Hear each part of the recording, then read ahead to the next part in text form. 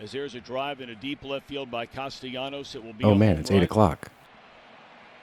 And so that'll make it a.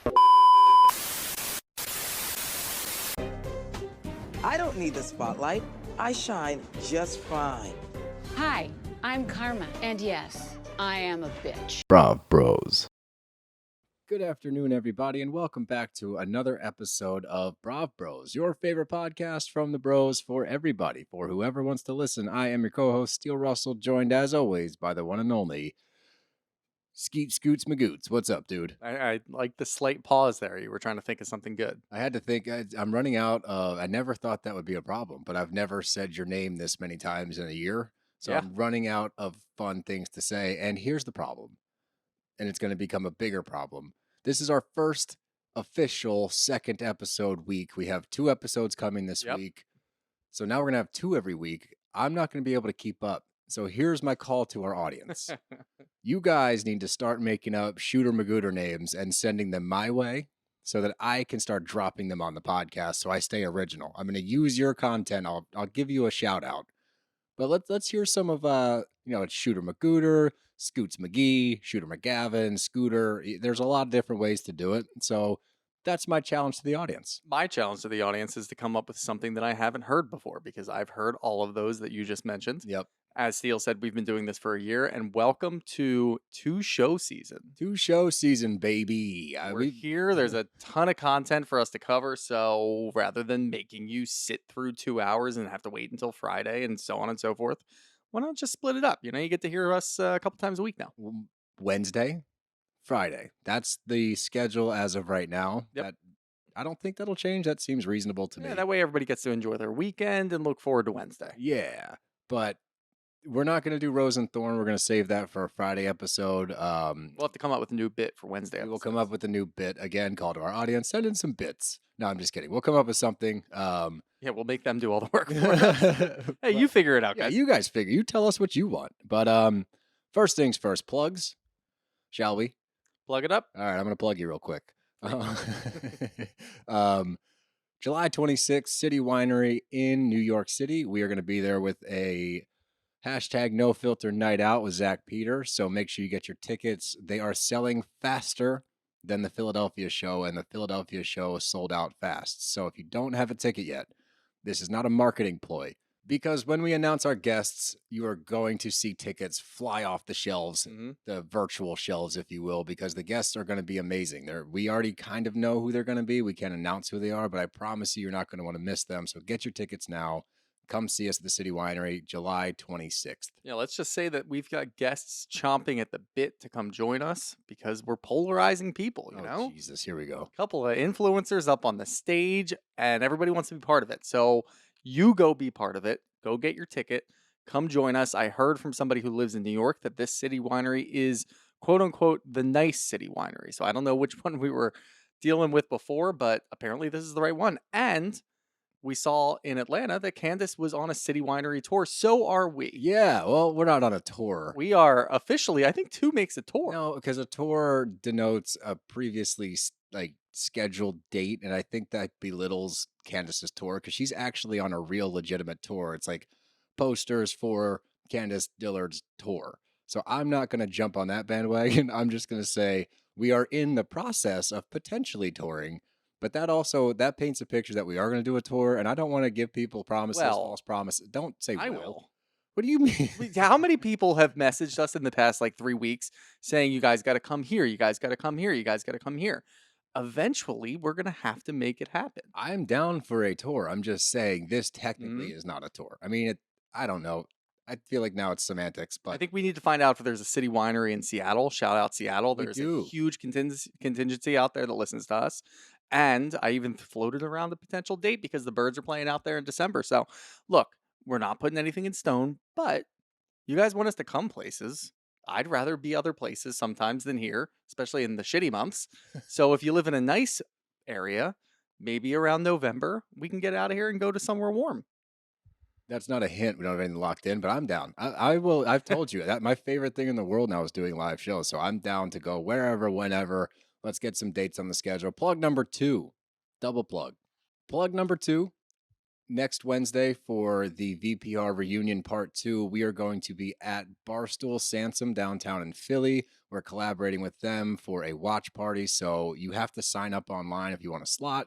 I think the last one that they did was for the finale, and I think it sold out pretty quick. So if you want to come hang out with us, watch the reunion, see me throw a notebook live, get your spot, fill it out. We'll see you guys downtown. Yeah, it's going to be really interesting because we have said on this podcast before that watching in a bar or watching with a lot of people around us isn't really something that would interest not our vibe. Us. But you know what? I watched the videos from last week when they did the finale there, and it looks like a good George's time. Niang was there. I can't believe the minivan. Yeah. George the minivan was there. And if taking a shot, getting ready for VPR, I love it. If he's there again, I'm going to be starstruck. George Niang is a Brav bro. Yep. Wow. See, they're everywhere. They're professional athletes. They're amongst us all. So if you're a Brav bro and you're still hiding in the shadows, it's time to rip off that mask and come out into the sun, my friend. Well, the good thing is that Peacock is airing extended versions of the reunion the day after. So even if we don't quite catch everything there, we can kind of be a little bit loose. We don't have to really be on our game. We can just rewatch the extended version the next day in the comfort of our own homes. So this is more like a party. So come join the party next Wednesday, Barstool Sansom. I've been there before. I've waited in that line. Hopefully we bypass the line this time. I think we might have an in, but if you see us waiting outside, look, we're just like all of you. We're not special, despite what Shooter says. That's why I prefaced it or posted it. Pre-post preface. That's what we do here. Anyway, let's get into it so we don't drag you guys out for 2 hours. Up first, we had the RHONJ finale last week, so we're playing a little catch up. Overall, how was the season for you? Yeah. Like overall, I mean, we spent the first couple episodes just talking about how the new people were going to kind of mesh in. They got meshed in not really the way that we wanted them to.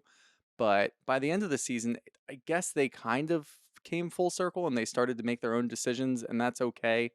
But overall, we still just got stuck in the rut that is Joe and Teresa and dealing with all of that and them talking behind each other's backs. There were a couple of aha moments, but overall, meh. I'm going to give it a 6.5 probably. I think I'll meet you there. I like 6.5 out of 10. And I think that there's a lot of promise.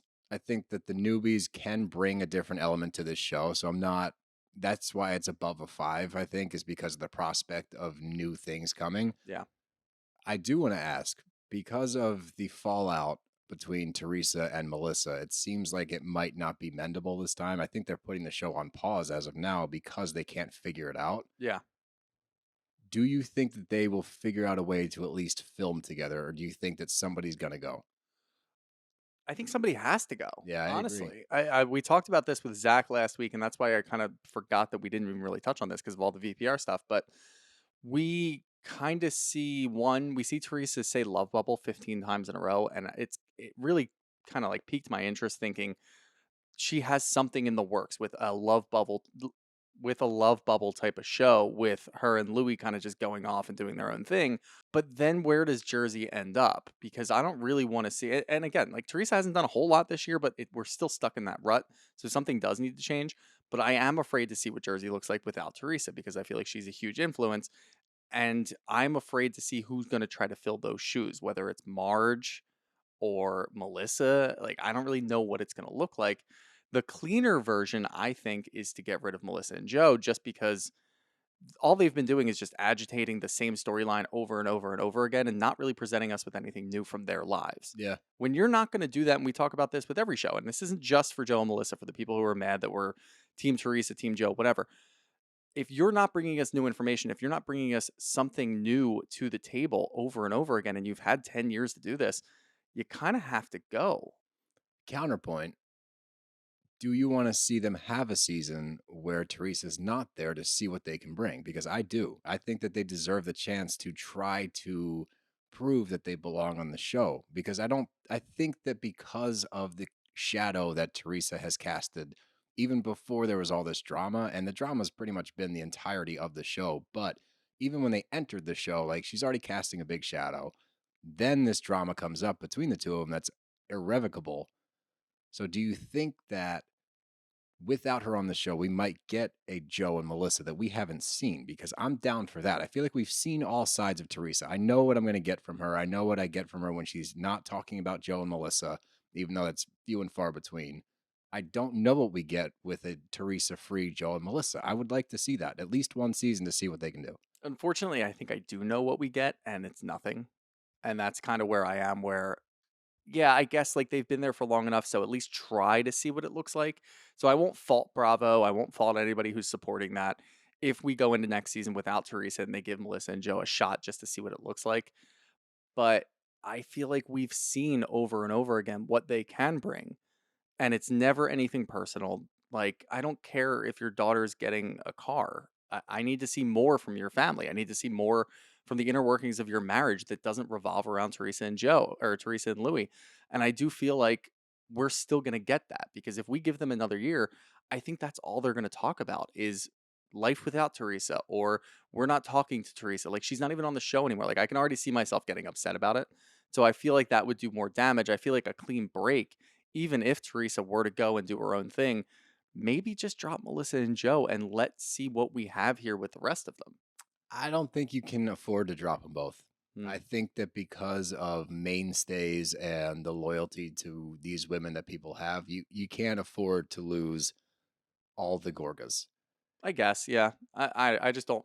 I'm worried of what it's gonna look like when Well, here's the with thing. either of them leaving, honestly, because then like it frees up Teresa to go do other things. But without Joe, she was just on this love journey, and that's gonna get boring That after a is while. If we already don't get the boring. old Teresa back, then what are we gonna But we have? don't have the Teresa is checked out. I think Teresa the doesn't main give a thing shit is anymore. I'm afraid that Marge is gonna try to step up in a big way, and she's already so annoying to me Yeah.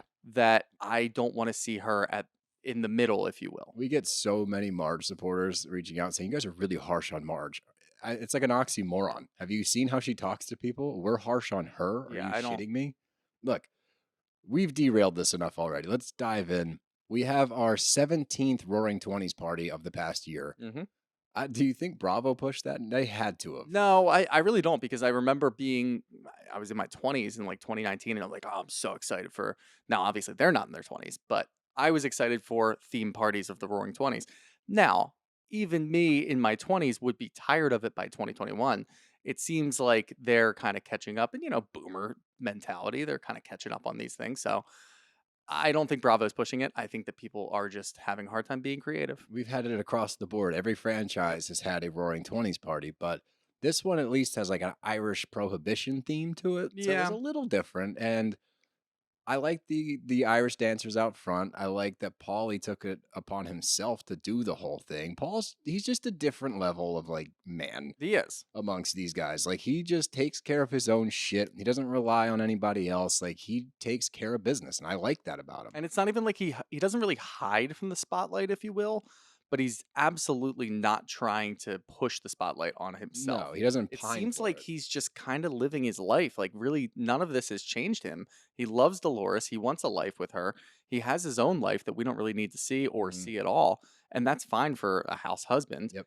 And he still doesn't really he does nice things like this, or he suggests going to Ireland for the girls. He's a big influence without actually pushing anything for himself. And I think I really like that. No, that's a really good way to describe him. But the first thing I want to highlight, Fuda and Marge are talking about Danielle, who's not present there. So they're doing exactly what they got mad at Danielle about, talking behind people's back, saying things you're not supposed to say, but whatever. Fuda asks, like, what's going on with her? She's now trying to paint this picture that she gives a shit, which is hysterical, because clearly, once again, like, if Fuda's shown me anything this season, she's just playing the game. Everything she does is a chess move, or she thinks is a chess move, but I would more say that she's playing checkers. I don't think that it's deep enough to call it chess. But Marge immediately bounces back at her and goes, you know what? Everything's always about her. She has to make everything about her, which I haven't seen. I haven't seen that one time, her try to make it about herself. Everything's about her, and then she just pouts and she pouts and she cries until she gets her way. It's like, that's not that. None of that has gone down that way. I don't think Marge will ever understand that something is personally affecting Danielle. We never see anything personally. Like, we've seen in the past where she has brought up things about, her kids not talking to her, or other people have talked about it, but she Other shuts it people down. have. She hasn't. She shuts it down immediately. Yeah. So she will never go into that. So when somebody is actually going through something like Danielle is, it's just so foreign to Marge because Danielle didn't lean on Marge like Rachel did. Like Rachel leans on Marge, and you can tell Marge knows all about how she's adopting Jaden and so on and so forth. Danielle did not do that. She immediately was talking to somebody that she thought was a friend and obviously got caught up in all of it, so immediately was on Marge's bad side. If it was vice versa, Marge would be there, oh, sweetie, oh, honey, it's just him, it's whatever, like, don't worry about any of that, and then she would go attack somebody else. But the thing is, I do think that Rachel has changed, and not in the way that, like, I'm opposing you in any way, shape, or form. Yeah, you're good. I think that last week what we saw at Teresa's bridal shower, where Danielle did clap at Rachel, she could not handle it. I think that she's scared. I think that, yes, she knows how to play the game because she's watched all these shows, blah, blah, blah, whatever. I think that she's scared. I like that. She does not want to be in the position that Danielle's in. She's seen how people are attacking Danielle constantly. So why not be a nice friend now and try to make good? The good thing is Danielle's not having any of that shit. No, she ain't about it. She knows that now Rachel could be a snake. Now, I don't think that Rachel has the strength to kind of put up with it and be a Marge. I think that she's a little scared. So I think that she tried to mend a little bit of a broken relationship with Danielle right there, not trying to be fake. I think that she genuinely wanted to do it. That's interesting. I like that take a lot. And we do end with them semi-squashing it. It didn't seem like they were like totally cool with each other, but they agreed to at least try to move forward. And that's when they start to dig a little bit into what was going on with Danielle in Ireland. Hey, what happened? You seem to be checked out. You seem to be really in your head. Is it about your brother? Like, what's the deal? And this is when we've seen the previews about it, and we've been, there's been inklings about this rumor since before the season started. But this is when the Melissa rumor starts to come to light. We see Danny go outside, talk to Jen, and she's like, hey, I'm going to spill the beans. Jen is perfect for this show. She really is. She's great for the show. But as far as subtlety, she has none. None. Because she's sitting there talking. She's like, oh, don't do that. The reason, and then she goes into a confessional and she's like, the reason that I didn't say anything is I didn't want to air out her dirty laundry like what happened to me last year with Bill. Jen, you're the one that said this on TV first. You are the one that threw the bomb. Yep. Danielle is just being a good friend and bringing it to the person that the rumor's about. That's what you probably should have done instead of drop the bomb and be like, but I'm not going to tell anybody, even though there's a camera 6 feet from my face. Like, you know what you're doing. And then what's interesting is people have said that this was Teresa's plan altogether. They've lumped Danielle. I don't believe this at all in the slightest, but they lumped all three of them in, saying pretty much that there was a conversation had before this party in which Teresa was like, you're going to spill the tea. I've heard that rumor, and I think that's ridiculous. I think Danielle genuinely was trying to be a good friend, but you hear the other women that oppose Teresa jump on that same bandwagon and say, oh, this is all Teresa. She knew it was going to happen. Oh, no. I don't think they planned for it to happen in that specific moment. However, think about it this way. Okay. Teresa is going to manipulate the situation. Obviously, she wants that news to get back to Melissa. Yes. She didn't plan on everybody understanding that it came from Teresa to begin with. So it backfired on her entirely. But I think that Teresa carefully, didn't even need to be careful, told Jen, knowing that Jen maybe she told Jen to tell Danielle, whatever. I do firmly believe that Teresa planted a seed in Jen. Yes, absolutely. And Danielle, being a newbie, maybe she needs a storyline. Maybe she needs a big moment.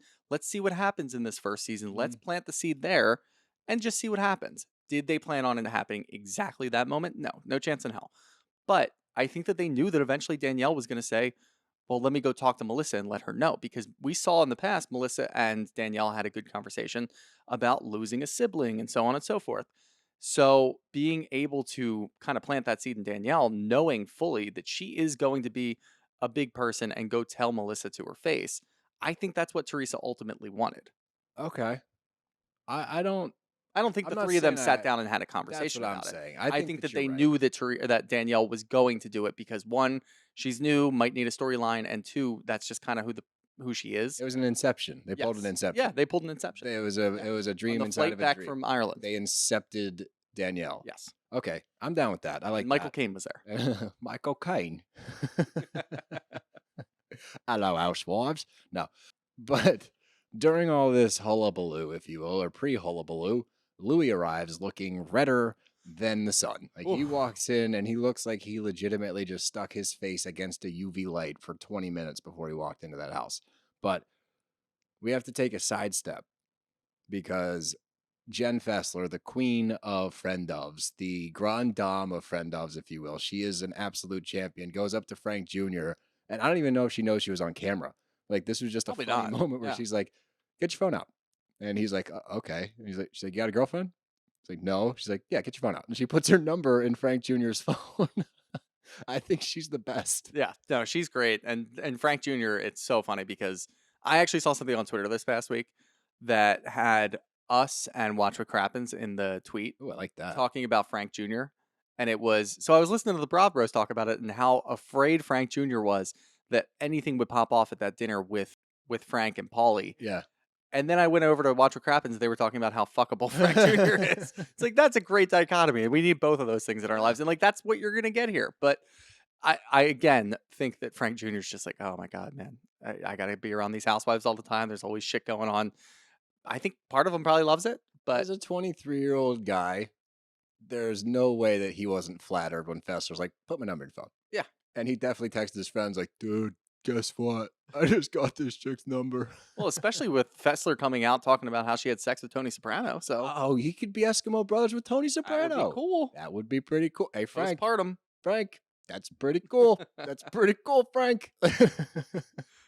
Anyway, let's just do it. Let's get into Louie because he is a fucking tornado coming into this party. He looks like he's been eating nothing but pasta all night long, like a diet that only consists of pasta and no food, because he walks in, his eyes are so wide, he's so red, and he's just kind of erratic. Like, as soon as he walked in the party, I was like, ooh, something's off. Like, he doesn't seem right.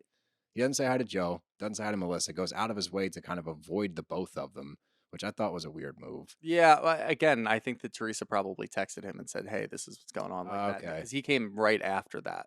One thing to note here, and I've been trying to keep track of moments where, because people say that Louie's manipulative, and given the past 4 or 5 episodes, I cannot say otherwise. So I'm trying to look at specific moments, and I found one that I thought it kind of piqued my interest. I was like, huh. He tells Teresa when she's happy. There's a moment where, she's talking to him and they're kind of just discussing the awkwardness at the party, like the fact that Joe hasn't said anything, the fact that Melissa hasn't said anything. And he's like, you know what? They don't make you happy. Like, you're happy. You're so happy, but when they're around, you're not happy. So now he's telling her when to be happy or when she is happy. He's dictating her feelings to her. And I don't even think that she notices. Like, I think she's like, oh, he knows me. He knows me so well. He knows that I'm not happy right now. Like, I just think that she falls into this trap that he's laid this intricate, manipulative trap for her, in which every single thing that he says kind of points her, right? Like it's all emotional too. Like, he always talks about her emotions and how she's going to feel about something and how something's going to make him or her feel. And that's really kind of what the base of all of his manipulations is.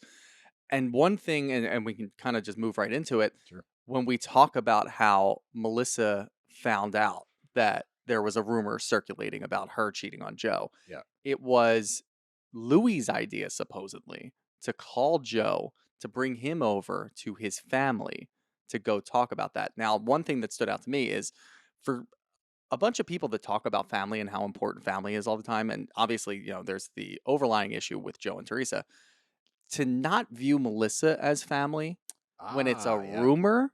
Now, if Teresa or Louie had caught Melissa red-handed and they went to Joe, individually to Joe, I think that's okay.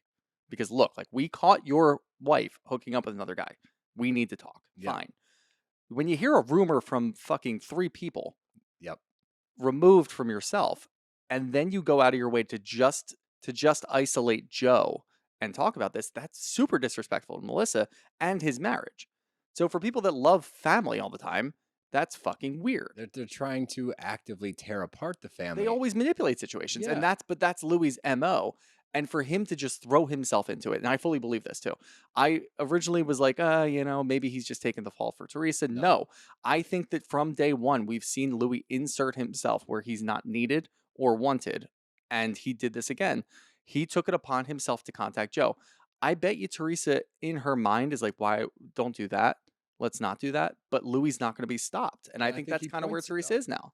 And I think it goes back to what I was saying. Like it points like between me and you, these last two comments, I think you just figured it out. You cracked the code. I think he 100% wanted to get involved in the drama.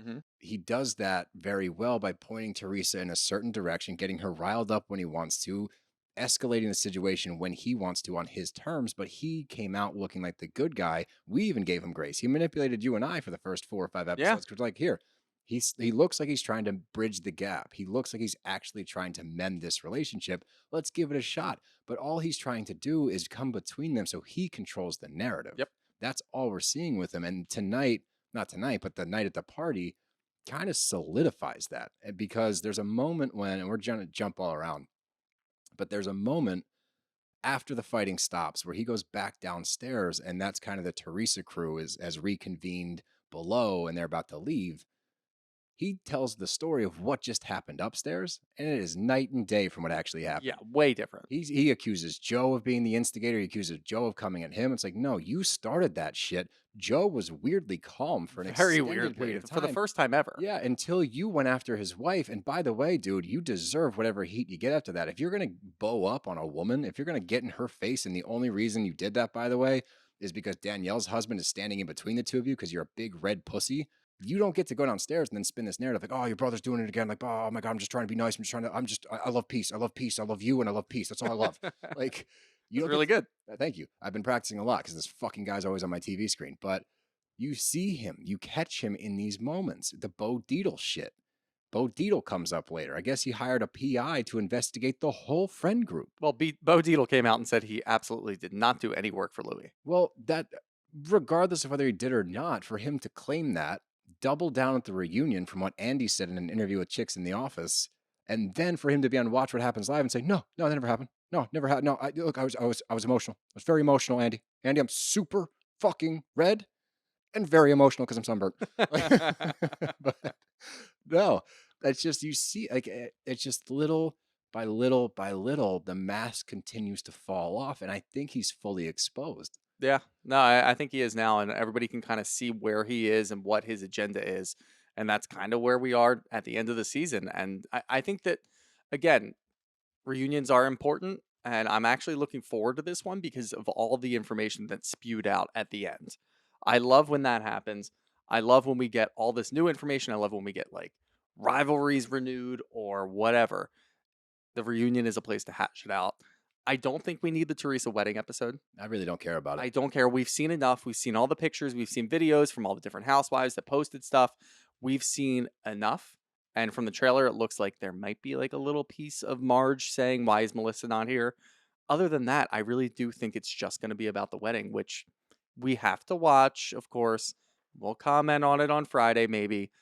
But overall, I don't need it. No, reunion. Bravo over promoted it. Yep. Early on. They gave us too much of it. So now, one, I didn't care to begin with because the love bubble's bullshit. But two, I really don't care now because I've seen it. I've seen everything. I've heard comments from it. I've heard the drama that happened there or did not happen there. I heard who was and was not invited. Like, I got it. I know the story. I don't need to see it.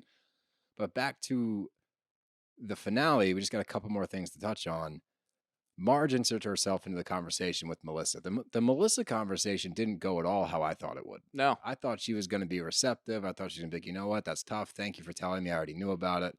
But instead, she spins it real quick and goes back at Danielle and brings Teresa into it. Mm-hmm. She goes, does that seem like a good sister-in-law to you? And like starts digging in on Teresa. And Danielle was taken off guard, I think. I don't think she was ready for that response. No. I think she was ready for like a kumbaya moment.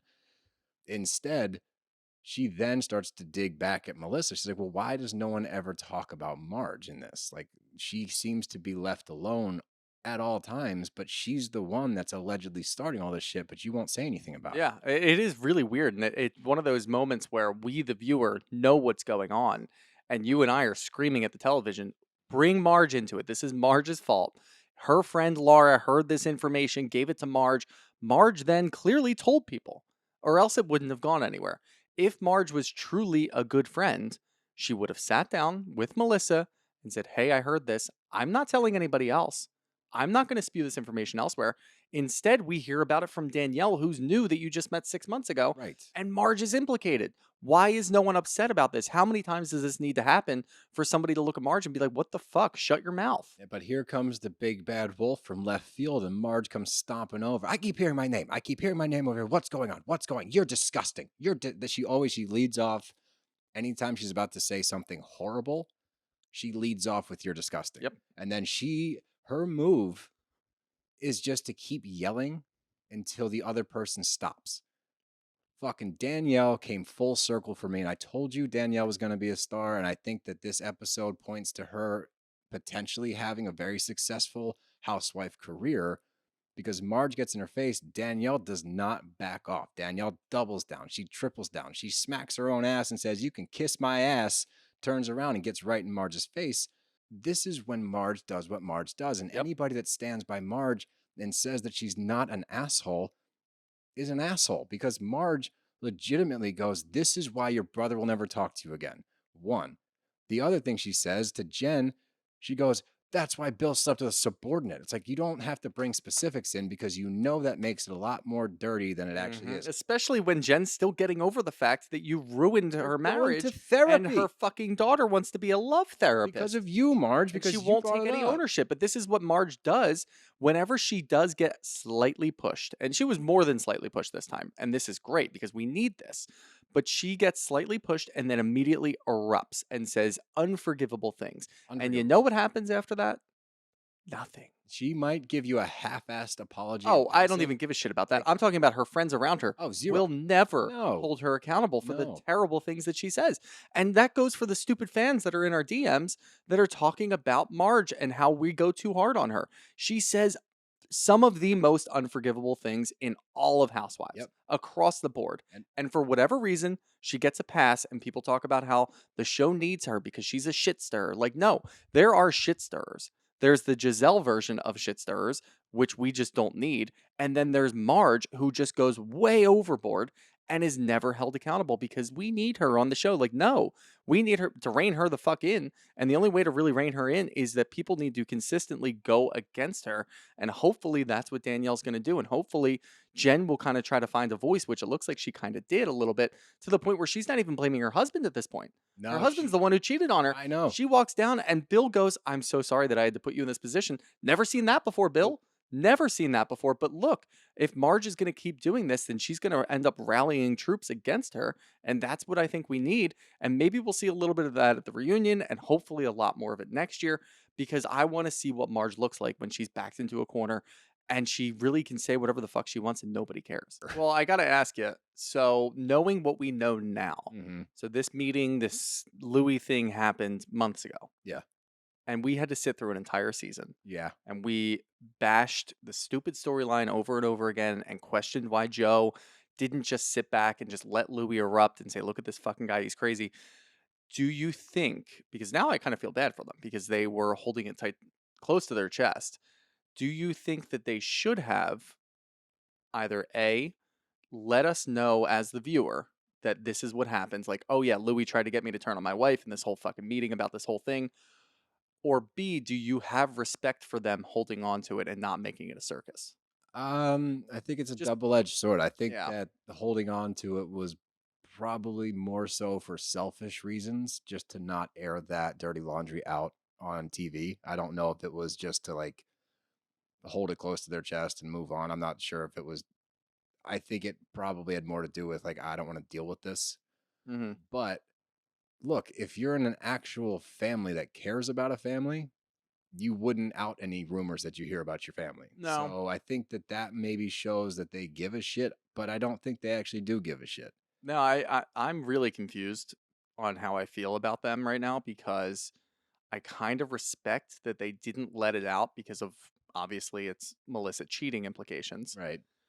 But it could have hurt Teresa if they used it the right way. Yeah, and now I'm just like looking back at this whole season, like there were so many opportunities that you could have just bashed them. And after seeing kind of this last week, and I don't know where people really stand because it's hard to get in. Ryan Bailey even said this. It's hard to get into the Jersey people on Twitter because they they're will so kill each one-sided. other. Yeah. And if you jump on either side, they will murder you. But when it comes down to it, like I feel like they kind of did themselves a disservice by sitting there and just taking it and just doing the same old bullshit storyline because us as viewers are tired of it. And we're kind of pointing to Joe and Melissa like, you guys aren't doing anything. You're just gloating on this fucking stupid storyline that we don't care about anymore. If they had brought this, we would have been sympathetic to them. Yeah. I think that maybe they were a little afraid that like, oh crap, like if we bring up this storyline about Melissa potentially cheating with a rumor that's circulating and how Louie intercepted it and took it upon himself to do all this, I think they may have been a little afraid that people would have taken Teresa's side and been like, oh yeah, Melissa's definitely cheating on Joe. I understand, I guess. I get it. It's just tough. It's a tough spot when you're on a reality show. We understand that.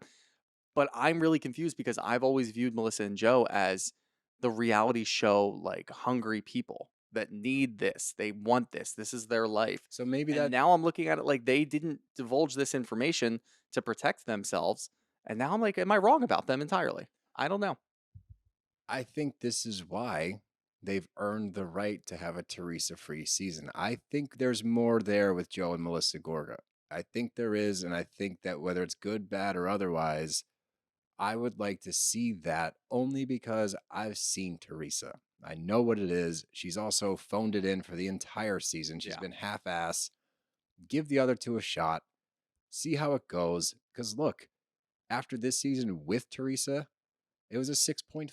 Mm-hmm. So all of these shows are changing. We've seen Beverly Hills do a recast, a lot of people. We've seen people come back. RHONJ's an entirely new cast. You got to shake it up, clearly. So in tune with everything else going on in Bravo, yeah, get rid of somebody. I vote Teresa. Kick her off the show for a year. Give her own spinoff. Whatever the fuck you want to label it as, I don't really care. Get her out of there. I'm sick of Louie on the screen as well. I'm not. I think he's fucking great for TV. He's a lunatic. Winning. He's Charlie Sheen, bro. I know, and he's a lunatic. He's got tiger blood. I agree that maybe in like 2 or 3 seasons I'll be 2 or 3. Yeah, I need more Louie content. I don't need 2 or 3. He's a nutcase, man. and he's great for TV. And also, the best part is having a podcast. I don't have to feel bad about saying bad things about him. I feel bad about saying bad things about a lot of people if they're having a terrible showing. I never make it like super personal, but when it comes to him, there's no limits. Nah, it's scorched earth with that motherfucker. Yeah. But that takes us to a very long-awaited Atlanta recap. We are in RHOA. I haven't figured out my what's the word? Say RHOA. Because the H. Yeah, but it could be silent. RHOA. RHOA. If somebody's last name is RHODES, how do you say that? Rhodes. Jesus. I kind of walked right into that one. But yeah, did. just call it RHOA. We're in RHOA. We're finally in RHOA. We do this with every new show. First off, we're going to dive into this week's episode. We will definitely get more in depth the more we get to know these ladies. We are very new to Atlanta. We don't know. I haven't really watched a lot. I've seen random episodes here and there. Mm-hmm. Always enjoyed what I've seen, but never dove in all the way. This is my first dive into Atlanta. I will say by accident, I started watching last season and I was That works. 3 episodes, well, not intentionally. Yeah, no, I know. You're getting ready to record, and I watched 3 episodes of last season, which was actually nice because it got me up to speed with who everybody was. So when I started watching season 15, I thought I had a little bit more background. Knee-jerk reaction. What do you think about it? I think it's good. It's definitely one of those that you definitely need more backstory to, and I did a lot. So obviously we've been prepping for this because we've been talking about it for so long. I did a lot of background searching and watched a couple of episodes from earlier seasons. It actually doesn't really help a whole lot, to be honest. No. Because there's a lot of new faces that are kind of popping up throughout. So overall knee-jerk reaction, I know it's a good franchise. I think it's going to be very good for us. I think we're going to really enjoy watching it. I think that this is just the standard, first couple episodes. There's not a lot super popping off, if you will, but I know we're going to enjoy it. So I got to ask you, I'm not going to give the full power rankings. Oh. Give me, it's tough. I've been so nervous for this question. I've been so nervous because we don't know. And I'm afraid. Yeah, I'm terrified. So scared that we're going to choose the wrong person. Me too, because we don't know who, and like obviously we don't pick people based on the fan favorites, but when we do pick certain people that we like, we do know what we're getting into. Like if we pick somebody, we're like, oh, I'm a big fan of this person. We know that people don't widely like them. We gear up for some arguments. In this case, we don't have a lot of background. So here's my faves. And I think this is universal from what I know of the show. Candi's fucking great. She's awesome. I love her. My second favorite, and I think this is ruffle some feathers. Drew was my favorite watching season 14. Now in 15, I don't like her as much. Okay. But season 14, I was more focused. There's a lot of drama between her and Ralph, which we do know that they're now divorced. They got divorced recently. But I felt bad for her because the stuff I saw in 14 dealing with Ralph was brutal. So I immediately, you know me, I'm a big softie. So I sympathized with her. This season, she's not nearly as fun for me. But I would say my second favorite as of right now is probably Kenya, because I've always had a crush on Kenya since she's been on Dancing with the Stars. I like that. That's so good. Kenya. I think Kenya's great. So I'm going, and that's probably a safe bet is Kandi and Kenya because they're two of the mainstays on the show, but for good reason. I understand why. Yeah. Now you go. I think this one's gonna. Can I guess? Yeah, guess. Okay, cool. I think that you like Marlo. Okay. And I think that you like Sheree. I like Marlo a lot. I think that she's real. That's what I get from her. Like the end of that third episode, which we'll get into, I think that Drew just kind of stood there, and I got an idea of who Kandi is in this cast. And we'll get into that a little bit later. But you give me a lot of foreshadowing, and I'm getting excited. Getting excited. Ooh, baby.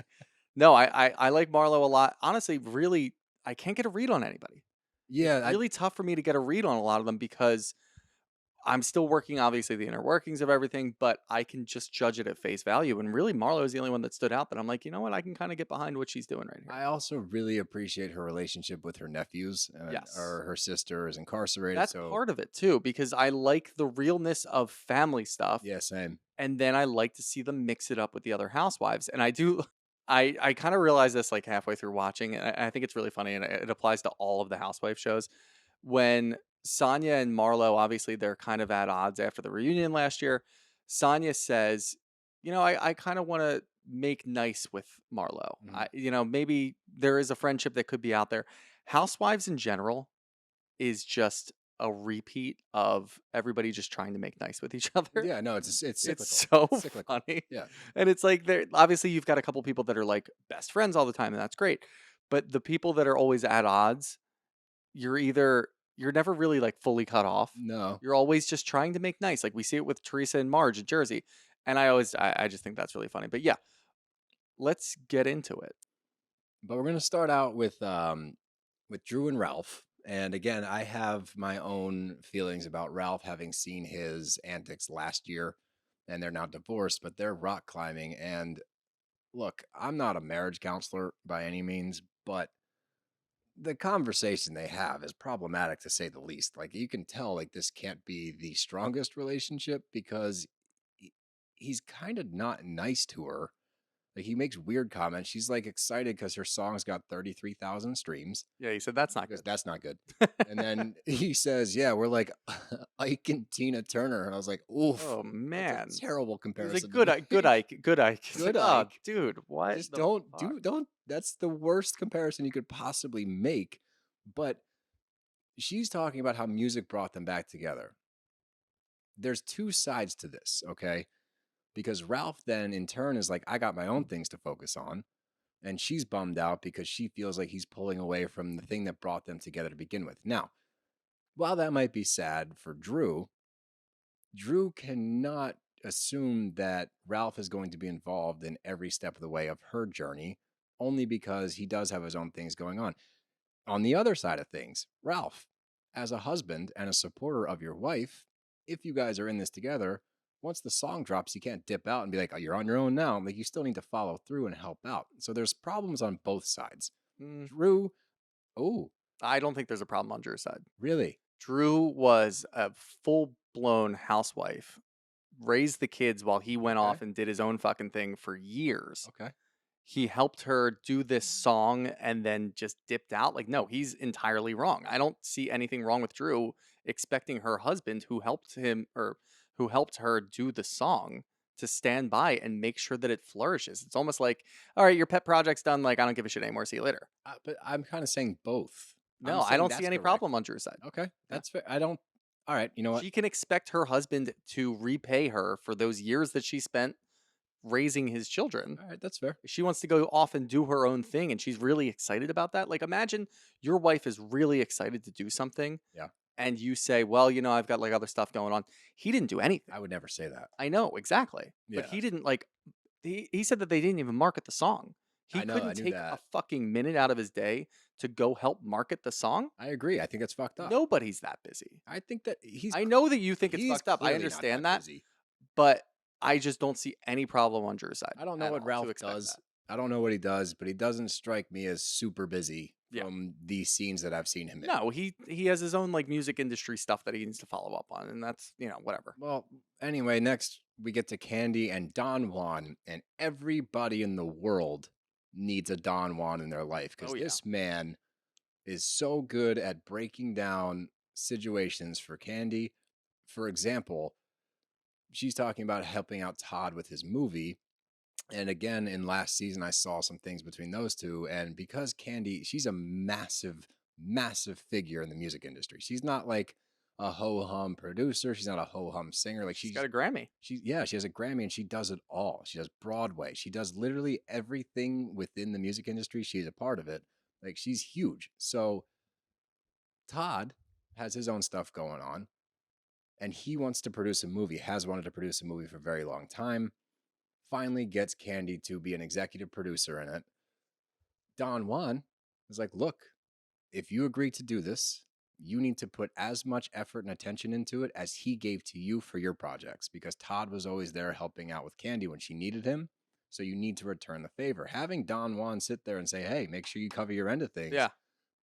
We all need that. Yeah, everybody needs that. No, it's great. And I do like that she even took the step back, because she has some self-awareness in this to say, if I'm the star, they're just going to look at it like, oh yeah, Todd just, you know, made a movie and obviously made his wife the star. Yeah. Like, no, can't do that. I'll be an executive producer. Maybe I'll have like a small role. I loved that. I did too. Because she did that on her own. I don't even think Don Juan chimed in on that part of it. But that just goes to show you that, like, kind of contradicting the relationship that Drew has with Ralph. Yeah. You get right into this and you're like, all right, so that might be how a marriage is supposed to work, not what we just saw. No, I think it was really constructive. It is interesting that the conversation is between her and a friend instead of her and Todd, which maybe they could have that conversation. Because in last season, Todd did say like the same thing. Like, I've supported you. I want the same. Well, sometimes you need that outside influence. Absolutely. That because we've seen her in previous episodes be a little aggravated when he's sitting at the table going over scenes with people that are working on the movie. And she's like, can you just help me with dinner? And he's like, well, we'll just do one more scene. Yeah. Let's just do this. Like, so I kind of understand where Candy's coming from, where she's like, no, you know, I'll just kind of be there when he needs me. Instead, you kind of have to look at it like, you give a little, you get a little bit back. You give a little, you get a little bit back. I don't know. Just kind of stumbled over my words there. Too much pasta. Oh, you're on pasta? Oh boy, you're gonna start a rumor. But no, overall, enjoyed the scene. I really enjoy Kandi. Like you said about Marlo being real, I think that Kandi is very real. Like, what you see is what you get. In this. What is that? In this. In this. Mm-hmm. What does that mean? Foreshadowing. But let's move on. We get a cameo from Candiace is FaceTiming with Drew, and Drew is at her house with their newfound cousin Courtney, who I can't stand. Oh my God, me neither. Thank God. She's no, I'm not a Courtney fan at all. She's clearly there pining for attention and pining for a spot on TV. Like, she goes from 0 to 1,000 instantly almost every time. She brings up rumors and she brings up damaging comments about other people and their business, even though she has no business talking about them, such as Kandi.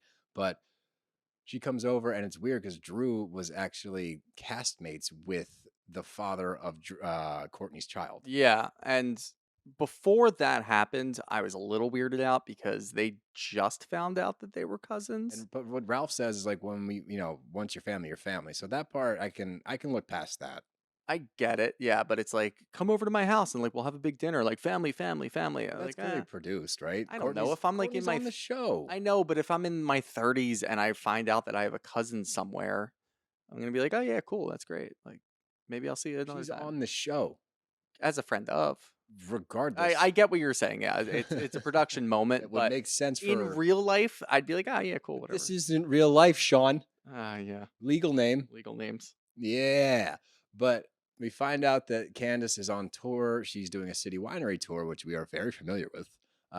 And one of her singers that was going to do a duet with her, and I'm going to put duet loosely, Yeah, um, can't show up. So she asks if Drew wants to fill in, and Drew gets super excited. So she's going to go and perform with her. And she FaceTimes Kandi. Candy's immediately put out that Courtney's in the room with her, but does agree to go to the show. The whole crew is going to go and support Drew and Candiace, which I thought was great. But that takes us immediately to the city winery. And as soon as I got in that room, I was like, wow, it looks so familiar. Yeah. Like, it looked a lot like the Philly city winery. So that was kind of cool. But most of the drama takes place post show. So let's comment about the show. We did get a little clip of Chris, our boy Chris. I saw him earlier, like just in the background. yeah. And then later on, he gets actually on the camera and like talks a little bit. But the show itself, Drew's part in said show, what were you expecting? I was expecting her to actually sing. I didn't expect her to do any of her own work No, because that would take spotlight away from Candiace, which is the important part. I expected her to be up there for like at least a whole song, at least a minute. at least a minute. A minute didn't even cross my mind. I thought she'd be up there for, a little while. Oh, no, Couple minutes, maybe some backup you vocals. know what I thought? I thought she was gonna open. Oh, was no, I waiting for her didn't to think do like that. a song in the beginning and then like kind of MC it and be like, and introducing Candiace Dillard. Like that would Yeah. have made sense to me. That also would have made sense. Both things would have made sense. You know what wouldn't make sense? 43 A seconds. 43-second doo-wop. Yeah. And then she bounces off the stage. Now, I want to be very clear about this because having been on stage now, regardless of the duration of time, she should be excited. It was an actual show. She got to perform. I understand why she's so elated walking off, and it should be a big moment for her. I don't want to belittle it just because the time frame was short. I want to be very clear about that. However, you could have done a longer song with her, Candiace. Like, Yeah. just a little bit, man. Come Gotta on. give Candiace a little bit of shit Just a here. little Especially shit. like, I get it if this is one of your friends and she's not also a housewife on Yeah. Bravo. But knowing who Drew is, maybe give her a little bit more room because you're going to open her up to all those comments, which by the way, justified comments. I don't even have any issues with them No, I giving her don't shit either. after because I I don't either. like that. And I think that's what we're going to get with this show is these women aren't going to hold back They're not on afraid of anything. Like no. immediately after something happens, which how much do we complain about shows where women hold on to things for, weeks and weeks at a time and then bring it up later? Instead, we get it right away, and that's going to keep our attention span in. And I think that's why we're really going to like this show. But I love it because of that. I loved the first episodes that I've watched. I Yeah. loved the episodes I watched last season because of that exact reason. Exactly, If there's like- shit to say, boom, I'm gonna say it, and I fucking love that. And that's great because you're also going to get a reaction from the person that you're talking to immediately because they don't have time to think about it. They don't have time to let their minds like warp into this. What if this happens? What if this happens? Oh my God, what if this happens? Like, no, instead, you're going to get it right away and it's off the cuff. And also, there's no more damage done afterwards. Yeah. Which is huge because we Mhm. can move on to something else. And I hope that we continue to get that with this show. But I really did enjoy it. And I loved that even the women who maybe Sheree didn't show up, but maybe the women who don't really support Drew still showed up and they were still there and they still got to talk to each other. And that's important for the show moving forward. Yeah, and her and Sonia squashed the beef after the show because, and they show the clip of her flipping her hair into Sonia's face, and I was like, wow, that is super disrespectful. And she did it like twice. Like I would feel a certain way about that too. Yeah. So I get that. But the fact that Sonia showed up to the show means that she is at least willing to extend this olive branch. Drew and her squashed that beef. Drew's clearly on, and you can understand this because you remember how we felt after the show. Like she's on like cloud nine. Like Yeah. she is just elated. Like She gets flowers afterwards. Yeah. and we can tell you, like, it's this weird feeling. You're just kind of like you're buzzing. Like I felt, and I haven't drank a drop in almost 5 years. Friday morning after the show, I legit felt hungover. Same. I because didn't of drink during the adrenaline. show either. Like Yeah. I was completely sober. And the next day, I felt like a truck hit me. Exactly. You're like so high strange on life. So even though she was on there for 40 seconds, I get why she's so just wants everyone to like vibe, peace, whatever. But she, in the happiest mood ever, stirs the pot and it's like, everyone air out your dirty laundry. Let's all get it out there. And like everyone, this is why Atlanta's great. Yep. Everyone's like, okay, cool. Here's my issue. And they start going. Kandi jumps in on Courtney and goes, I don't appreciate what you said about my show being ghetto. And she literally, Courtney just says, yeah, I said it. Kandi had like a terrific response to Courtney. She says, one, don't forget where you came from. Always respect your roots. And I don't bring the ghetto. I bring everybody. Yeah. I'm that polarizing. No, but like I do actually, I hate that Courtney, and I like that you don't like Courtney either, because one, she's just got that high-pitched scream all the time that I can't stand. And what are you excited about? You can't be that excited about everything in life. Just move on. Trying too hard. But when she brings it up and she says, oh yeah, Kandi had all those ghetto people come in there, like she brought the ghetto in. She didn't mean that in a nice way or in a completely gray area way. No. She tries to defend it by saying my whole family's ghetto. I'll show you. It's like, that's not a rebuttal. You know what you were doing when you said that. But if you're a friend of, and this is your time to maybe show a little bit, stand by what you said. Then I wouldn't have to sit here on this couch and pick it apart.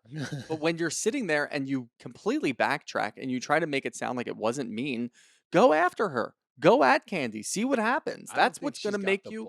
I don't think she does either, but go after her and see what happens, because otherwise you're just going to look like an idiot. Yeah, and she did. And the episode ends with an interaction between Marlo and Drew. And as we found out, Marlo lost a nephew to gun violence and is very triggered by the fact that somebody was shot in one of Kandi's restaurants. Kandi and Todd are both trying very hard to not discuss this on TV. We saw that last week in the episode. We saw it here. Kandi just kind of tries to shut it down. Marlo draws attention to, and obviously we don't have a background, but they did show some clips, which was nice. I guess Kandi doesn't talk about things she doesn't want to talk about. If she doesn't want to discuss a certain topic, she will not do so. And they showed a couple of clips of her doing exactly that. So Marlo's sitting there talking to Drew saying, stop acting. I'm trying to talk to you. I'm not getting amped up. I'm trying to talk to you. Drop the act. Like, I'm trying to tell you what's up. And Drew's just like, wow, and honestly, I kind of get where Drew was coming from, because she's like, what the fuck is going on right now? Yeah. But from Marlo's standpoint, she's upset that Kandi won't discuss it. We later find out that Quentin, her nephew, was employed at one of Kandi's restaurants. So the whole thing is triggering Marlo, and she clearly wants it out there. She wants to discuss it out in the open. She's talked about all of her shit. She even talks about, because Kandi brings it up, with how was your face cut 23 years ago? And like the mug shot and all of these other things. Kandi brings that up to Marlo. Marlo does say, yeah, let's talk about it then. And like gets into it a little bit. She wants the same in return from Kandi. Who does that remind you of? Kandi will talk about other people as much as she wants, but Marge? Yep. I could do three more. I obviously, I'm not going to say that she is Marge or anything like that, but I have an issue with that.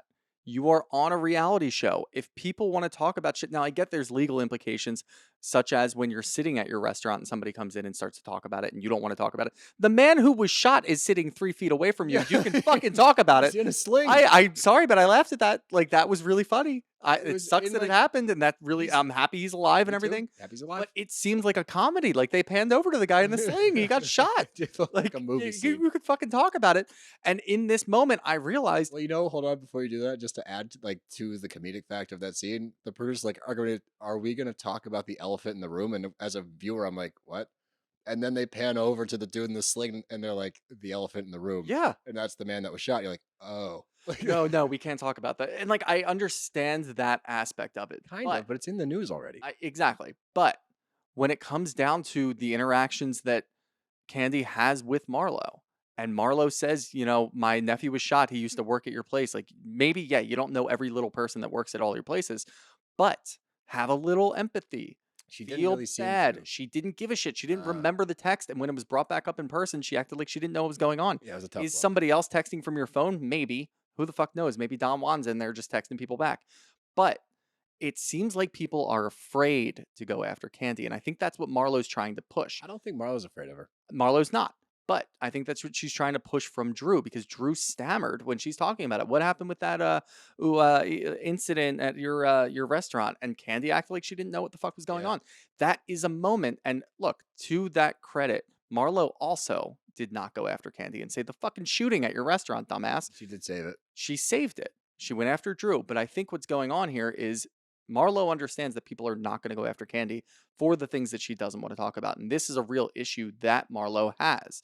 And this is why I stand behind Marlo right now. And I think people are probably going to hate me for it, because there's definitely Kandi stands out there. People are going to have... Kandi stand is a great... Kandi stand is great. But I support what Marlo's trying to do, because she is actually affected by this and wants to bring it up. And as soon as that other person was shot at one of Kandi's restaurants and Kandi refused to talk about it once again, Marlo's got an issue. Wow, and it's a real issue. We're a house divided. I know. I'm Team Kandi. You're Team Marlo. It's okay. Interesting. It's all right. It's all right. Last but not least, we got one more finale. The Summer House finale. And I don't say this often. I'm glad summer's over. See, I actually think that was the best episode of the season. Oh, no. Let me preface with, I thought the episode was good. I do think they finished strong. I think Corey saved the season. That being said, I give it like a 5 out of 10. Oh, okay. I'm giving it I'll give it a little bit more of that. 5.8. 5.8, closer to a 6. Not quite a 6, but... Yeah, I just think that it started off so slow, man. It's hard to come back from that. I do think they did a good job. Carl was right. Things did get better from when we interviewed him. I have a hard time. I have a huge recency bias. And that was probably, like I said, that was the best episode of the season, because it had everything. It had partying. And then while they're partying, we had some real conversations, some real solutions, some real arguments, some real endings. It was overall chef's kiss to the season. It was an OG Summer House episode. It was. It really was. And look, it's kind of like when you're playing really shitty golf and then on the 18th hole, you hit a good shot and you're like, all right, I guess I'm coming back.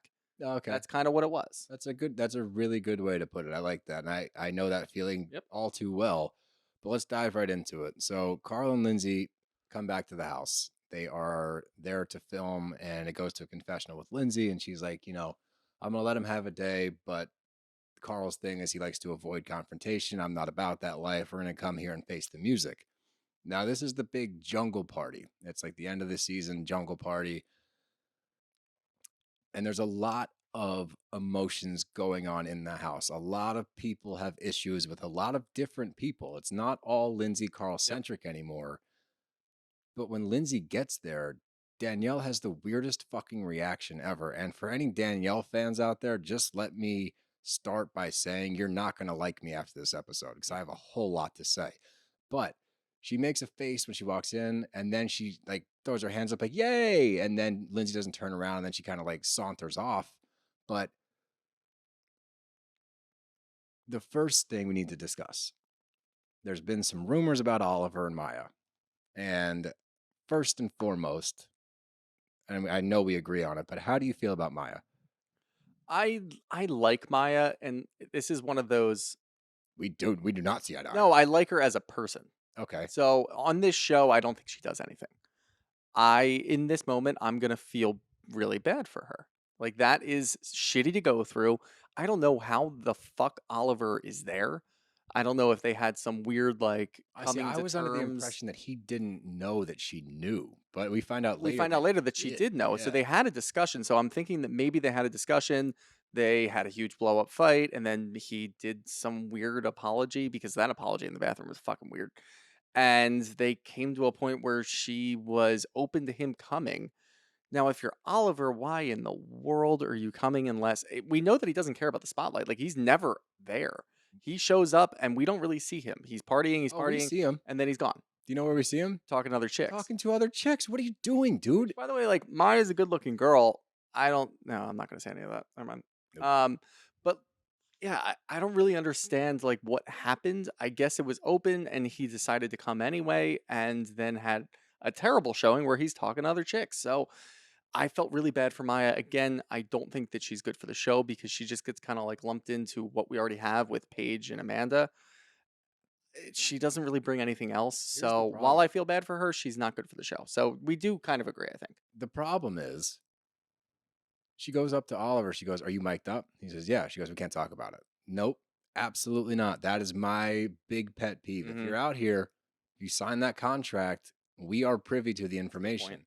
And I know that's not something that she wants to air on TV. I respect that. I get that you don't want to have this conversation, but we as a viewer, like everyone else does it. Kyle and Amanda, when Kyle cheated, all of that was on TV. When Carl went through all of his shit, all of that was on TV. Like we see everyone else go through it. So it's not so much that I'm like jonesing to see people have awful, like life altering fights with one another. It's more so respecting the cast and being like, look, if they're going to do it, you got to do it. Unfortunately, this is part of the gig. You want to get paid to be on TV. You got to tell us what's up. She hides the mic. She's like, we can't do this right now. And she walks away. And then we start to get into like Craig and Paige and whatever the fuck's going on there. Let me just say this right now. Paige doesn't like Craig. I disagree. I think Paige is comfortable knowing that he's there. I don't think she actually wants to move forward with this man. If she did, the prospect of getting engaged wouldn't be so astronomical to her. It doesn't make sense to me that this topic has been brought up on multiple occasions. How are you not more ready to respond with some form of step forward? She doesn't have one. Her only response finally is let's move in together. But their move in is not really a move in. He said, I'm going to bring a couple of extra suitcases. She does say, like, if you're in Charleston, I need to be in Charleston. If you're in New York, I need to be in New York. But again, you're not cohabitating, or at least I hope in the reunion we get some kind of clarity, on are they actually living together? Living together implies that you have the same residence. I don't care. Okay, look, everybody's going to go through their own motions. Every relationship's going to look a little bit different. Yeah. There's no clear cut and dry, like you have to move in before you do this. And they kind of laid the steps out where they're like, well, I want to have kids in a couple of years. So do I. Okay, well, we have to get engaged first. Then we have to get, like, there is really no clear cut route that you have to take. No, there's not. And that goes to say with this as well. Like, I think that it is a step in the right direction for them. Yeah. They've only been dating for a year. If they've been dating for 3 or 4 years and they're still not moved in and they still have no indication of getting engaged, then you can kind of start to brush it aside, whatever. If they want different things, which it seemed like in early conversations that Craig wanted to get engaged quickly. I actually disagree with that. You've only been dating for a year. You don't live together. Figure it the fuck out. I agree with that. I don't think they need to get engaged yet. But I do think the fact that it took all summer to come to the conclusion, let's move in together. All summer is not that long of a time. It's a long show. Reality TV time. It's a long show. Nah. I get that. They've been 2 months into this summer. I couldn't disagree with you more on this. They are going to go at their own pace. Again, like I said, if Craig was pushing really hard, like, I want to get engaged, I want to get engaged, I want to get engaged, and Paige said no, then sure, break up.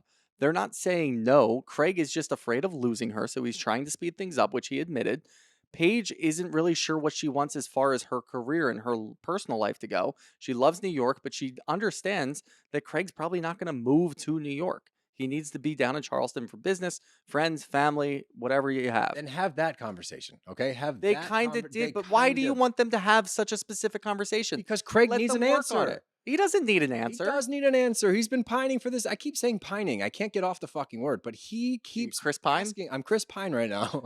He keeps asking for just, there's nothing because wrong. He's afraid. He admitted that. Because you don't have to move forward, but in an adult relationship that's been going on for a year, you do need to be able to have that conversation without it being some crazy thing. When they have this conversation, and again, this is on camera. We don't know what they talk about off camera.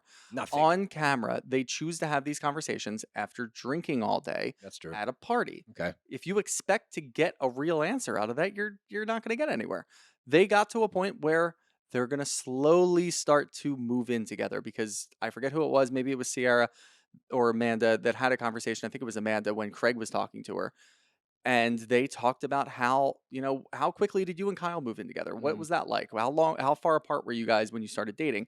So on and so forth, because Craig's just trying to get an idea of how this works. And he understands Amanda is a lot like Paige. That's why they're good friends. So he needs to try to figure this out. And he understands, hey, I'm really scared that I'm going to lose you. So I'm trying to push these things along. Maybe we don't have to do that. Maybe we can just kind of slowly spend a lot more time together. That's the next step. I think that they were jumping too quickly and they were saying, hey, we need to move in together. And that scared the shit out of both of them. I think that they I need don't to think he's start scared. spending. I think he's scared he's going to lose her. But he's not scared to move forward. No, he's not. But I think that he needs to understand that what Paige wants is also important. And Paige wants to stay in New York. And they also want to be able to spend more time together. They've already started spending more time together. Again, it's a year. I'm not. Look, I think you're the relationship police here. fuck you. I'm not the relationship police. I'm just saying the fact that it's this difficult to have this conversation and the fact that she tries to like derail the conversation by like, you're just afraid to lose me. To me, that is a way to sidestep having the conversation. Like, you're not going to lose me. Don't worry about it. We're fine. Let's just settle down. I will say it did get to the point she said, let's move in together, quote unquote. I'm still not sure how that move looks because it doesn't. It's not really a move sense. in. It's really just they need to spend more time together because do. what they've been doing is just like weekending at each other's places, and it sounds like more in New York than Charleston. Yeah, which is whatever. But if you're gonna spend more time together, that's the logical next step. Spend weeks and weeks and weeks together, months and months together. Not just vacations, not just coming for a weekend, not this and that. And then you'll be able to figure out, like, okay, can I live with this person? Sure. Great. Awesome. Move in together. Then you keep going. Like, you just need a little momentum. I think they've been stalling because they chose to have these conversations. And I get it. Like, Craig's only there. Paige needs to go film at Summer House. Craig's only there for the weekend. They're going to do this during a party, whether we like it or not. Maybe do it in the morning. Maybe take a Lindsay and Carl thing. Just go for a walk in the park. boot camp. Nope. Go for a walk in the park and go talk about it. I felt bad for Craig this episode for the first time in a long time. I felt bad from last week too. Unwillingly in these weird situations with other people, and he was sitting outside by himself, and it was so funny when Kyle walked up. What's going on? It's just a fucking war zone everywhere I go. Like, I don't know. They ask later, yeah, Oliver just left. I don't know. He left in a hurry. I don't know what's going on. I'm the third I just party. felt really bad for Craig the whole time. And he has to deal with the whole Paige thing. So I want them to work out. I'm going to put it on the record. I want them to work out. I hope that they have it in them. And I'm going to be rooting for them. I'm not rooting against them. And I don't think they should get engaged. I do not think that's the next step. Or... Yet. Okay. All right. Yeah, no, yet. I was going to go, wee-woo. No. Yet. I think that it makes sense down the road, sure. But no, I do think that the logical next step is moving in together. It just, to me, I didn't understand how that was so hard. It's just complicated because, one, Craig has the business in Charleston and he still has Southern charm, too. It's complicated, but talk about it. Yeah. I don't think that they're mature enough to talk about it. Yeah. We've sidestepped long enough. Well, that was an important plot piece. No, it was. We've stalled long enough, though, because this episode is about the same thing this season's been about. Once again, probably not the right time to do this when you're hammered, and Danielle is wasted. You can tell, like, she's not that Lindsay's like stone cold sober. I don't really know her state of mind, but Danielle seems intoxicated. And they're in the kitchen, and she weirdly, during a toast, goes, "This is how I wanted to celebrate your engagement." Well, Danielle, if that's the case, you had the opportunity last week to do that. You could have celebrated the engagement, but instead you decided to make it about yourself, go on this warpath where you're talking to everybody else at the party about when they found out versus when you found out, taking issue with it, not being a grown-up enough to step back from the situation. Even if you have an issue, save that shit. Don't make the party about that. Then don't double down the next night when you're at a bar with your boyfriend and now you got your knight in shining armor and you send him to do your dirty work in a place that he doesn't belong. And then you're going to bring it up again on the last party of the year, which of course you are because it's the show and we need to have some kind of resolution. I've read a lot of comments on how people think that this conversation went. From far one way, from one side of the argument being Lindsay was ice cold, she showed no emotion, that's who she truly is, versus Lindsay was finally fed up. I'm glad she didn't go in on her, she didn't have to. Like, you can tell she's just over it. Now, when you watch this scene, what did you see? Lindsay's ice cold. What? Yeah. I got sociopathic vibes. We might go to blows. I get it that you're fed up from it, but this is possibly, and I'm I'm not saying that Danielle's right at all. Her actions this summer have been atrocious. Thank you. She made everything about her. I get it. I think that emotionally Danielle is completely fucked up. And she has no idea how to deal with those emotions. And now she's alone again. Her fucking boyfriend, ex-boyfriend, whatever, kind of left her out to dry because he's never fucking there. So she has no support except for the women in the house who aren't, again, let's make sure that people know this. They are not really supporting Danielle. They are just supporting opposing Lindsay. Absolutely. However, watching that scene was rough. Lindsay was fucking smiling. And Lindsay, you can't tell me, no way, there is no way she is smirking and smiling, understanding what Danielle is a fucking, she's gone. She's emotionally dead. Yeah. She has no idea what the fuck's going on. This was supposed to be your best friend for years. I don't even care about, did you leave her out of your relationship and not really include her at all in your friendship at all for the last 6 months? Maybe you did, maybe you didn't. But if you're standing there and your supposed best friend for the last couple of years is staring there and actually like freaking the fuck out, and you can sit there and smile at it, there's something wrong with you. There is something. She is, I'm not going to go as far to call her a monster as I would have a couple hours ago. But when I watched it, I felt really weird. And I do not like that. I think that Carl is the emotional one. And it brought me back to what Lindsay said. You got to face the music. You got to do this and that. I think Lindsay thrives on this shit. I think she loves it. Yeah. I am doing my best right now to let you finish what you're saying. No, I'm done. So that I can go. Yeah, go ahead. No, I know. But I was listening. Mm-hmm. I just don't want to react. I want to get my point across without going on a rant. It's very tough for me to do that, as you know. My counterpoint to you. This is the same conversation that Danielle has attempted to have on multiple occasions this summer. Nothing about it's different. The way that she brought it up was the same exact way. It's off the cuff. It's not good timing. It comes out of left field, and then she expects to have this emotional conversation. Now, the first time it happened, when they were at the pool together, she airs out her grievances with Lindsay. Lindsay does the same in return. They seem to meet in the middle. Lindsay says, I'm sorry if I wasn't there. Danielle says that she's going to work on being more supportive, whatever. They seem to at least come to an agreement. The next time Lindsay sees Danielle, the first thing she says, how are you? Checks in on her. We see another scene. How are you? Checks in on her. Is that astronomical? Is that like a huge step forward? No, but it is at least making an adjustment to say, hey, are you good? I'm checking in on you, just like you told me you wanted me to do.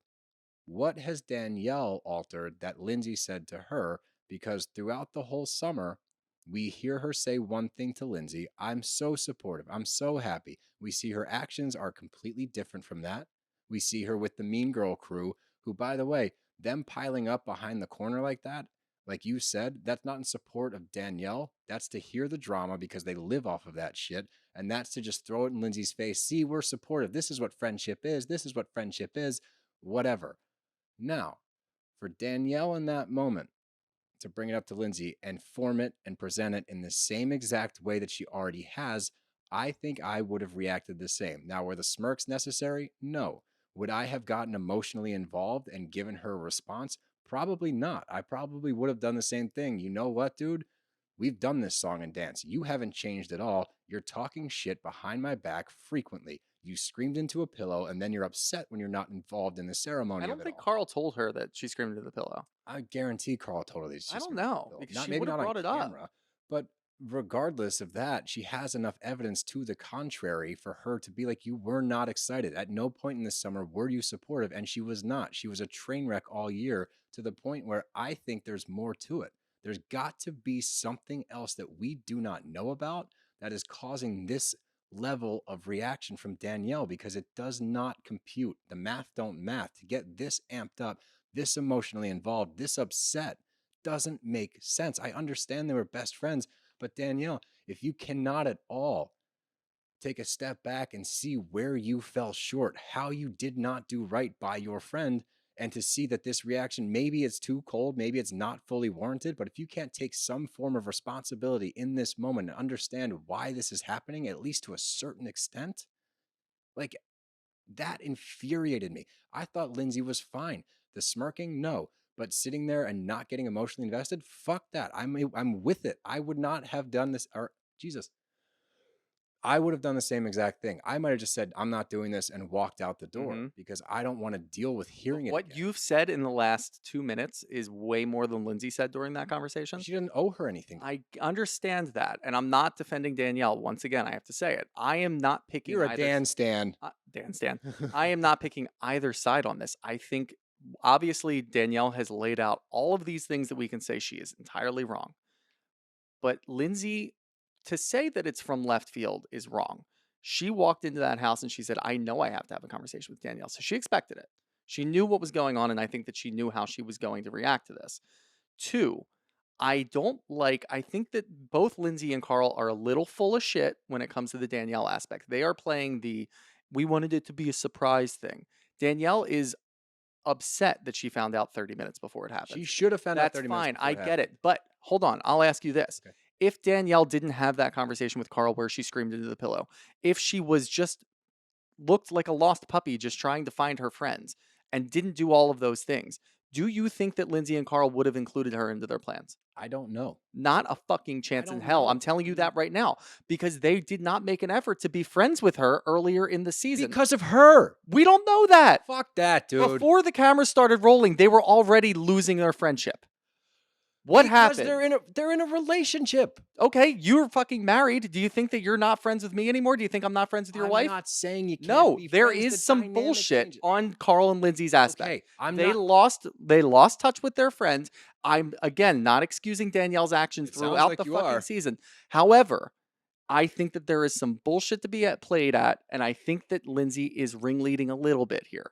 I am not by any means saying that both sides of the street are not guilty here. Yes, you are. You're saying that only Danielle is. You're saying that you're excusing all of Lindsay's except for the smirks. No. Am I allowed to talk? Absolutely not. I think that Lindsay knew exactly how this conversation was going to go. Good. And the coldness of it, I get it if you're over it. There is what you portray when you're over something. And you did it very nicely, where you said, look, I'm not having this conversation right now. It's not any different than what we had before. I'm leaving. Boom, done, over with. She didn't do that. She sat there and listened to her and fucking smiled. She doesn't give a shit. She's cold. I'm saying throughout the summer, you dick, throughout the summer, I'm not saying that there's not blame on both sides. I'm saying in this conversation, I don't think Lindsay's wrong to be ice cold. I think it's played out. I think we've seen this song and dance. We know how it's going to go. Danielle, for all of the other shit aside, okay? Whether you think that it was warranted or not, the sole factor is you made your bed, you got to lie in it. This is a product of your actions throughout the summer. Could they have been warmer towards her? Probably. Yeah. I'm sure that there's stuff we don't know, and I'm sure there's stuff we don't see. I'm not vindicating anybody. Nobody's innocent here. I'm saying that Danielle's behavior throughout the summer has been intolerable. And to see somebody at their wit's end and not diving into it emotionally anymore makes complete sense to me. I don't think that Lindsay has dove into it emotionally the entire summer. I think Carl has. Carl has taken the brunt of the emotions and the ex-friendship with Danielle. Lindsay hasn't done a goddamn thing. Those conversations, if you go back and watch them, which I did, of course, because I needed to make sure if I'm coming at this like the way that I'm coming at it, I wasn't expecting I need this. to make sure that I'm right. And when I'm looking at it, Lindsay has looked emotionless towards Danielle since the jump from the beginning of the season. So I think you said it right. I think something happens that we don't know about. There's got to be something else. There's got to be something there. Needs to be something more. Both sides aren't making any sense. Danielle freaking out doesn't make any fucking sense. To anyone in their right mind, every action that she's done this summer makes zero sense. Thank you. And to expect them to include you into their engagement at that point in time, after what you've shown all summer, also doesn't make sense. Thank you. Okay. But there's got to be something fucking there. Okay, I feel Lindsay better. and Carl have not addressed since day one. When Danielle started bringing up these accusations and issues, where did they react? They were like, what do you mean? Like, why is she doing that? I don't understand it. There's got to be something there. Lindsay and Carl made an active effort to cut Danielle out for some reason. That's the only thing that makes sense to me. I think that they teased something in the reunion for what we know in the past. When they tease these things, they tend to be pretty benign, and it's probably not going to be some groundbreaking, life-altering. But let's act like it is. Let's say it is, okay?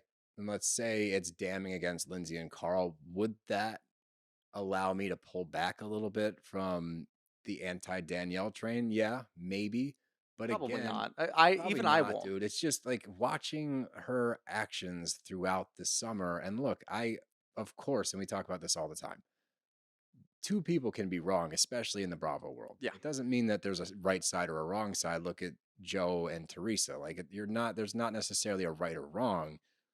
But in this instance, all I'm saying, and you know what, I needed a good fight. I feel so much better. So Good. thank you for bringing that to me. I appreciate you. But I just think that when you look at it from an objective standpoint, what we've been presented with on TV, assuming that there's not some bomb waiting to be dropped, Danielle was out of pocket with the whole thing. I didn't appreciate how she acted with it, and I understand being emotionally unavailable at the end of the summer. But Ooh. it's football season.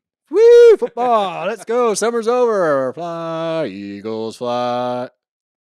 I can't wait to put that back in the intro. Oh my God. I'm so excited. I can't wait for fucking football season. Thanks, Sixers. Okay. Questions. We only got a few, but we got enough. But that takes us to the question portion of the show. That's right. Just because we're doing 2 episodes a week doesn't mean we're not double questioning each week. What? Yep. Yeah. So up first from CK and W. Sonia is like the HSQB wearing letter code of 50 who was rude about her friend's report. What? I don't know.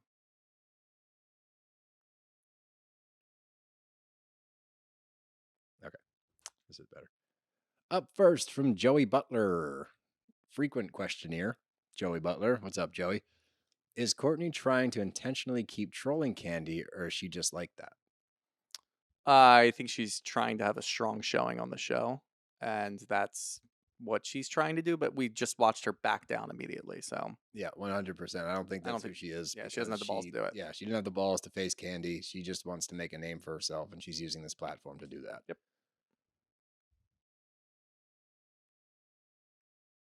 Up next from Ghost Files BB, which means baby. Baby. Yeah, Ghost Files baby. Why doesn't Lindsay try to have a true friendship with more of the women? Oh, this is a good point. Yeah. This is a really good point. So, there's 2 sides to this one. And it's interesting because I actually had a conversation with somebody today about this. So, there are girls, and there are guys. All right. Just because you're one or the other, in my opinion, doesn't mean you should be damned for it. I feel like girls that don't fit in with the girl crew and are seen like palling around with the dudes sometimes get a bad rap. So I don't love when that argument is used. Now, could she make more of an effort with the women? Probably. Yeah. But you're also talking about a group of women who have actively and openly hated her for 5 or 6 years now. At this point, yeah. So it's kind of a lost cause. I don't think there's a whole lot of bridges being I think she gassed. tried kind of. Yeah, I mean, like Lindsay had a rough showing a couple of seasons. So it is tough. Like, I think that the damage has already been done there. Yeah. Like, she knows and they know that they're not going to be friends. Now, the weird spin on this is when something bad happens to like Paige or Amanda, you never really see Lindsay gloating about it necessarily. No, she doesn't. But I don't really know, honestly. I think that ship has just sailed. I do too. I think it's just it's long gone at this point, and I think that also speaks to them growing up. Like at a certain point, you're not going to keep trying to mend relationships with people you don't like. Like you get to a certain point, it's like, what's the fucking point? Yeah. Why? From Alex HS90, thoughts on Paige in the reunion snapshot? I think that Paige has always been a strong reunion person. Like we've seen her in the past where she doesn't really do a whole lot during the year. She kind of focuses on her own stuff and just snickering behind closed doors. But in the reunion, she seems to show up. So I think that's just par for the course for her. I think that's her showing up. Now, do I like it? No, I don't like Paige. I think Paige is a shit stirrer. I think she's behind the scenes pulling strings all the time. And when it comes to like, I will give her credit in the reunion, she will speak up. but I don't like the jabs that she takes a lot. I don't like that she points people at other people and like lets them go and like to do her bidding. Like she seems to enjoy turmoil, and I don't like that. Yeah, I think the snippet that they're talking about is when Paige says, "I was just happy to see Danielle stand up for herself." I thought it was in reference to you guys don't have jobs. I liked that one. That was pretty funny. Either way, same answer really though. All right, one more. Is there another Atlanta question? No.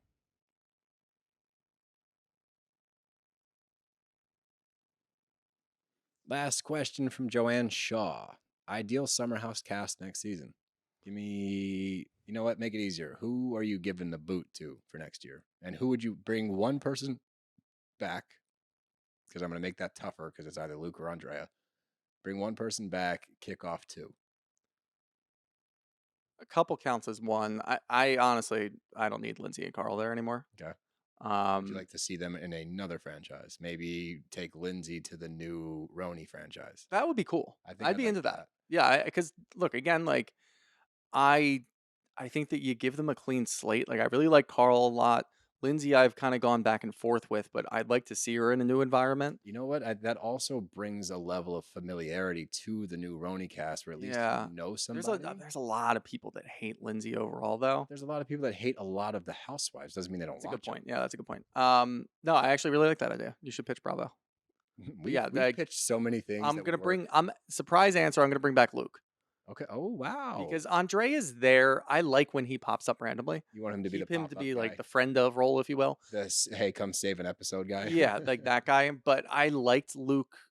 Obviously, he had a weird winter house interaction, but I think that's what shot him in the foot, honestly. Probably. But I do kind of like what he brings. He brings a different element to there. Fair enough. We good?